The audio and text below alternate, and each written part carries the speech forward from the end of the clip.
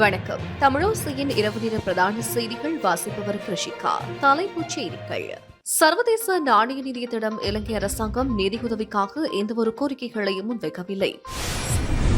பாரிய அரசியல் அரங்கை கட்டியெழுப்புவதற்கு ஐக்கிய மக்கள் சக்தி தயாராகிக் கொண்டிருக்கிறது. நாட்டில் ஒமிக்ரான் தொற்றாளர்களை இனங்காண்பதற்கான பரிசோதனைகள் தொடர்ந்து முன்னெடுக்கப்பட்டு வருகிறது. தமிழகத்தில் கோவில் நிலங்களை ஆக்கிரமிப்பு செய்பவர்களை இந்திய குற்றவியல் சட்டத்தின் முன் நிறுத்த அரசு தீர்மானித்துள்ளது. பயங்கரவாதம் குறித்து உலக நாடுகளுக்கு சீனா எச்சரிக்கை விடுத்துள்ளது. சர்வதேச நாணய நிதியத்தின் அதிகாரிகளிடம் இலங்கை அரசாங்கம் நிதியுதவிக்கான எந்தவொரு கோரிக்கைகளையும் முன்வைக்கவில்லை என சர்வதேச நாணய நிதியத்தின் இலங்கைக்கான செயற்திட்ட தலைவர் மஷாஹிரோ நொஷாஹி தெரிவித்துள்ளார். அதற்கான கோரிக்கை முன்வைக்கப்படும் பட்சத்தில் அது பற்றி பேச்சுவார்த்தை நடத்துவதற்கு தயாராக இருப்பதாகவும் அவர் தெரிவித்தார். சர்வதேச நாணய நிதிய ஒப்பந்தத்தின் பிரகாரம் சர்வதேச நாணய நிதியத்தினால் அனைத்து அங்கத்துவ நாடுகளுடனும் குறித்த கால இடைவெளியில் இருதரப்பு கலந்துரையாடல்கள் முன்வைக்கப்படுவதுடன் அதன்போது பொருளாதார ரீதியாக ஏற்பட்டுள்ள முன்னேற்றங்கள் மற்றும் கொள்கைகள் தொடர்பில் ஆராயப்படும். இக்கலந்துரையாடல்களின் இறுதியில் அதிகாரிகளினால் தயாரிக்கப்படும் அறிக்கை சர்வதேச நாணய நிதியத்தின் பணிப்பாளர் சபையிடம் கையளிக்கப்படும். அதன்படி கடந்த 7ஆம் தேதி நாட்டுக்கு விஜயம் மேற்கொண்டிருந்த சர்வதேச நாணய நிதிய அதிகாரிகள் குழு சர்வதேச நாணய நிதிய ஒப்பந்தத்தின் 4ஆம் சரத்து தொடர்பில் பேச்சுவார்த்தைகளையும் ஆராய்வுகளையும் முன்னெடுத்திருந்ததுடன் கடந்த 20ஆம் தேதி திங்கட்கிழமை அதன் பணிகளை முடிவிற்கு கொண்டு வந்திருந்தது. இவ்வாறானதொரு பின்னணியிலேயே இலங்கைக்கு விஜயம் மேற்கொண்டிருந்த சர்வதேச நாணய நிதியத்தின் அதிகாரிகளிடம் நிதியுதவிக்கான கோரிக்கைகள் எதனையும் அரசாங்கம் முன்வைக்கவில்லை என்று மஷாஹிரோ நொசாஹி தெரிவித்துள்ளார். எதிர்க்கட்சியினர் மாத்திரமன்றி ஆளுந்தரப்பிலும் அரசாங்கத்துக்கு எதிரான நிலைப்பாட்டை கொண்டவர்களையும் இணைத்துக் கொண்டு பாரிய அரசியல் அரங்கை கட்டியெழுப்புவதற்கு ஐக்கிய மக்கள் சக்தி தயாராகிக் கொண்டிருக்கின்றது. இது தொடர்பான பலதரப்பட்ட பேச்சுவார்த்தைகள் முன்னெடுக்கப்படுகின்ற போதிலும் அதன் இரகசிய தன்மையை பேணுவதாக ஐக்கிய மக்கள் சக்தியின் தேசிய அமைப்பாளர் திஸ்ஸ அத்தராணிக்க தெரிவித்துள்ளார். எதிர்த்தரப்பினர் தனித்து பயணிக்கும் ஒவ்வொரு சந்தர்ப்பமும் அரசாங்கத்துக்கு சாதகமாகவே அமையும். எனவே அரசாங்கத்துக்கு எதிரான பாரிய அரசியல் அரங்கை கட்டியெழுப்புவதற்கு ஒன்றிணைந்து செயல்படுவதற்கு மக்கள் விடுதலை முன்னணி உள்ளிட்ட அனைத்து கட்சிகளும் அழைப்பு விடுப்பதாகவும் அவர் தெரிவித்தார். ஜேவிபி இந்த சந்தர்ப்பத்திலே பொறுப்புடன் செயல்பட வேண்டும். நாட்டில் ஏற்பட்டுள்ள சில நிலவரங்களுக்கு அவர்கள் பொறுப்பு கூற வேண்டும். 2005 மஹிந்த ராஜபக்ஷ ஆட்சி அமைப்பதற்கு முன்னின்று செயல்பட்டது யார்? அன்று ஜேவிபி ஆதரவு அளித்திருக்காவிட்டால் மஹிந்த ராஜபக்ஷ ஜனாதிபதியாக தெரிவு செய்யப்பட்டிருக்க மாட்டார்.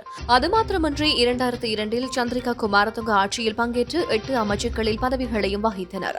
ஆனால் நாட்டில் எவ்வித முன்னேற்றமும் ஏற்படவில்லை. எனவே எதிர்த்தரப்பில் உள்ள அனைவருமே ஒரே நிலைப்பாட்டுக்கு வருவார்களா என எதிர்க்கட்சியினர் மாத்திரமன்றி ஆளுந்தரப்பில் அரசாங்கத்துக்கு எதிரான நிலைப்பாட்டை கொண்டவர்களையும் இணைத்துக் கொண்டு பயணிக்க நாம் தயார். அரசாங்கத்துக்கு எதிரான அனைத்து தரப்பினரையும் ஒன்றிணைத்து பாரிய அரசியல் அரங்கை கட்டியெழுப்புவதற்கு ஐக்கிய மக்கள் சக்தி தயாராக உள்ளது. எதிர்காலத்தில் இது நடைபெறும். தற்போதும் நாம் பல்வேறு தரப்பினருடன் இது தொடர்பிலான பேச்சுவார்த்தைகளை முன்னெடுத்துள்ளோம்.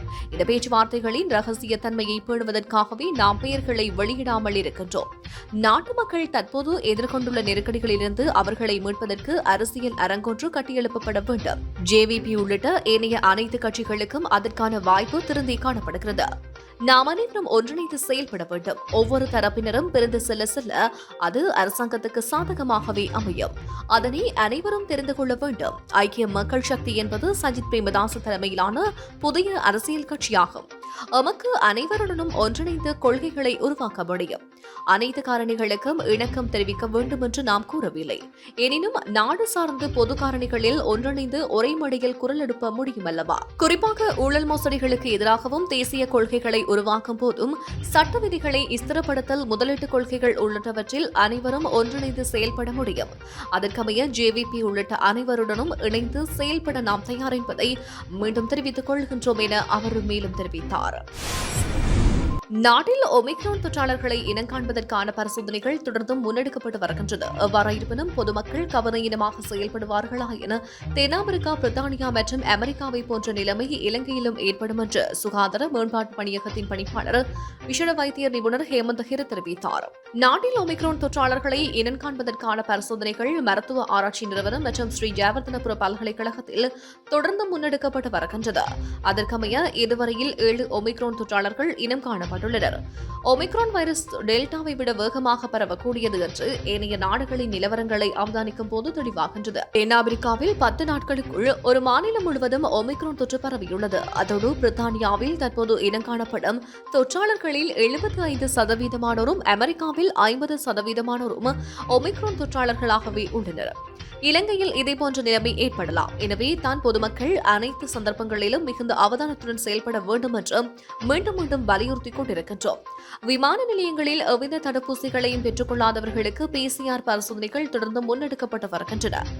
நாட்டில் இதுவரை இனங்காணப்பட்ட ஒமிக்ரான் தொற்றாளர்களுடன் தொடர்புகளை பேணியவர்கள் மருத்துவ கண்காணிப்பிலேயே உள்ளனர். மருத்துவ அதிகாரிகளின் ஆலோசனைக்கமைய சிலர் தனிமைப்படுத்தலுக்கும் உட்படுத்தப்பட்டுள்ளனர் என தெரிவித்தார்.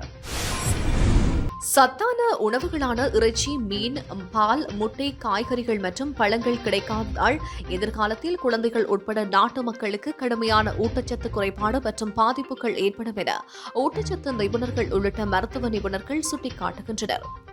ஊட்டச்சத்து தேவைகளை பூர்த்தி செய்வதற்காக போதுமான உணவை சமநிலைப்படுத்த வேண்டும் என்று மருத்துவர்கள் பரிந்துரைக்கின்றனர்.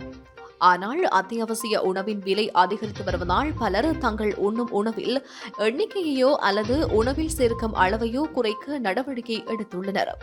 தொற்று நோய்கள் பரவும் காலங்களில் போஷாக்கு தொடர்பில் அதிக கவனம் செலுத்த வேண்டிய போதிலும் அதனை நடைமுறைப்படுத்துவதில் சிக்கல் ஏற்பட்டுள்ளதாக வடமேல் மாகாண பல்கலைக்கழக மனித போஷாக்கு நிபுணர் பேராசிரியர் ரேணுகா சில்வா தெரிவித்துள்ளார்.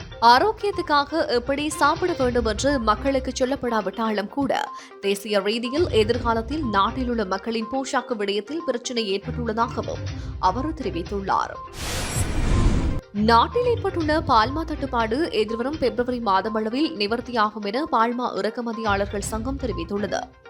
உலக சந்தையில் பால்மாவின் விலை அதிகரிக்கப்படுகின்றமையினால் எதிர்வரும் காலங்களில் பால்மா விலை அதிகரிக்க நேரிடும் என அந்த சங்கத்தின் பேச்சாளர் அசோக் பண்டார எமது செய்தி சேவைக்கு தெரிவித்தார். தற்போது சந்தையில் பால்மாவுக்கு தட்டுப்பாடு ஏற்பட்டுள்ளதோடு சில இடங்களில் அதிக விலைக்கு பால்மா விற்பனை செய்யப்படுவதாகவும் தகவல்கள் வெளியாகியுள்ளன. இந்நிலையில் டொலர் பற்றாக்குறை காரணமாக வங்கிகளின் கடன் உறுதிப்பத்திரத்தை பெற்றுக்கொள்ளும் செயல்பாடு தாமதமடைந்துள்ளதாக பால்மா இறக்குமதியாளர்கள் சங்கத்தின் பேச்சாளர் அசோக் பண்டார குறிப்பிட்டுள்ளார். லிட்ரோ சமையல் எரிவாயுடன் தொடர்புடைய விபத்துக்களை எதிர்நோக்கிய நுகர்வோருக்கு நிவாரணம் செலுத்தும் இயலுமை உள்ளதாக அந்த நிறுவனத்தின் முன்னாள் தலைவரான அனில் கொஸ்வத் தெரிவித்துள்ளார். லிட்ரோ எரிவாயு நிறுவனத்திடம் சுமார் 20 மில்லியன் ரூபாய் ஈவுத்தொகை காணப்படுவதாகவும் அவர் இதன்போது சுட்டிக்காட்டினார். அத்துடன் கடந்த காலங்களில் எரிவாயுவுடன் தொடர்புடைய அனர்த்தங்களின் போது இவ்வாறு கொடுப்பனவுகள் வழங்கப்பட்டதாகவும் அவர் குறிப்பிட்டுள்ளார். யாழில் உள்ள தனியார் வைத்தியசாலை ஒன்று யாழ் பல்கலைக்கழகத்துக்கு அருகிலுள்ள தமக்கு சொந்தமான காணியில் மருத்துவ கழிவுகளை தீயிட்டு அழித்துள்ளது. குறித்த காணியை சுற்றி நெருக்கமான குடியிருப்புகள் காணப்படுவதுடன் அது மிகுந்த சன நெரிசல் மிக்க பகுதியாகும். அங்கு எந்த பாதுகாப்பு ஏற்பாடுகளுமின்றி சாதாரண கழிவுகளை எரியூட்டுவதனை போன்று எரியூட்டியுள்ளனர். இது தொடர்பில் யாழ் மாநகர சபை உறுப்பினர்களுக்கு அறிவிக்கப்பட்டதை அடுத்து அங்கு விரைந்தவர்கள் நிலைமையை பார்வையிட்டு சுகாதாரத்துறையினருக்கு அறிவித்தனர். சுகாதாரத்துறையினர் அவ்விடயத்துக்கு வந்து ஆதாரங்களை திரட்டியதுடன் வழக்கு தொடர்புள்ளதாகவும் தெரிவித்தனர். குறித்த தனியார் வைத்தியசாலை இதற்கு முதலும் பல தடவைகள் குறித்த காணியில் இவ்வாறாக மருத்துவ கழிவுகளை தீமூட்டி அழித்து வந்த போதும் அது தொடர்பில் அயலவர்கள் உள்ளிட்ட பலர் முறையிட்ட போதிலும் வைத்தியசாலை நிர்வாகி அது தொடர்பில் எவ்வித கரிசனையும் இல்லாது தொடர்ந்து அந்த காணியில் மருத்துவ கழிவுகளை தீயிட்டு அழிக்கும் செயல்பாட்டில் ஈடுபட்டு வருவதாகவும் தெரிவிக்கப்பட்டது. மாத்தறையில் பாலியல் குற்றச்சாட்டின் பேரில் பொறுப்பதிகாரி ஒருவர் நேற்றிரவு கைது செய்யப்பட்டுள்ளார். காவல் நிலையத்திற்குள் பொறுப்பதிகாரி புதிதாக காவல்துறை சேவையில் இணைத்துக் கொண்ட பெண் காவல்துறை உத்தியோகஸ்தரை துஷ்பிரயோகத்திற்கு உட்படுத்தியதாக கூறப்படுகின்றது. மாத்தறை மாவட்டம் கந்தர காவல் நிலைய பொறுப்பதிகாரி சந்தேகத்தின் பேரில் கைது செய்யப்பட்டதாக மாத்தறை சிரேஷ்ட காவல்துறை அத்தியட்சரின் அலுவலகம் தெரிவித்துள்ளது. மாத்தறை சிரேஷ்ட காவல்துறை அத்தியட்சகர் நிஷாந்தினி சொய்சாவின் ஆலோசனைக்கமைய சம்பவம் குறித்து விசேட காவல்துறை குழு நடத்திய விசாரணைகளை அடுத்தே பொறுப்பதிகாரி கைது செய்யப்பட்டுள்ளார். தமிழகத்தில் கோவில் நிலங்களை ஆக்கிரமிப்பு செய்பவர்களை இந்திய குற்றவியல் சட்டத்தின் முன்னிறுத்த அரசு தீர்மானித்துள்ளது. இது தொடர்பாக அனைத்து சார்நிலை அலுவலர்களுக்கும் அனுப்பி வைக்கப்பட்டிருக்கும் சுற்றறிக்கையில் கோயில்களுக்கு சொந்தமான சொத்துக்களில் சட்டப்பூர்வமான வாடகை ஒப்பந்தம் ஏதுமின்றி உரிய வாடகை செலுத்தாமல் ஆக்கிரமிப்பு செய்து அனுபவித்து வரும் நபர்கள் மீது இந்த குற்றவியல் நடைமுறை சட்டத்தின்படி நடவடிக்கை மேற்கொள்ள வேண்டும் என தெரிவிக்கப்பட்டுள்ளது. எனவே கோவில் சொத்துக்களை சட்டப்படியான உரிமையின்றி அனுபவித்து வரும் நபர்களை கண்டறிந்து அவர்கள் மீது காவல் நிலையத்தில் புகார் அளிக்க வேண்டும் என அறிவுறுத்தப்பட்டுள்ளது. அத்துடன் கோவில் நிலங்களை சட்டத்துக்கு முரணாக ஆக்கிரமிப்பு செய்பவர்களுக்கு எதிராக காவல் நிலையத்தில் புகார் கொடுப்பவர்கள் அதற்கான சட்ட ஆவணங்களை கோவில் நிர்வாகத்தின் மூலம் சமர்ப்பிக்கவும் கேட்டுக் கொள்ளப்பட்டுள்ளது. ஆப்கானிஸ்தானை மையமாக கொண்டு இயங்கும் புதிய வடிவிலான பயங்கரவாதம் குறித்து உலக நாடுகளுக்கு சீனா எச்சரிக்கை விடுத்துள்ளது. பயங்கரவாத எதிர்ப்பு மாநாட்டில் கலந்து கொண்ட சீனாவின் வெளியுறவுத்துறை உதவி அமைச்சர் ஜிங்வோ இந்த எச்சரிக்கையை விடுத்துள்ளார்.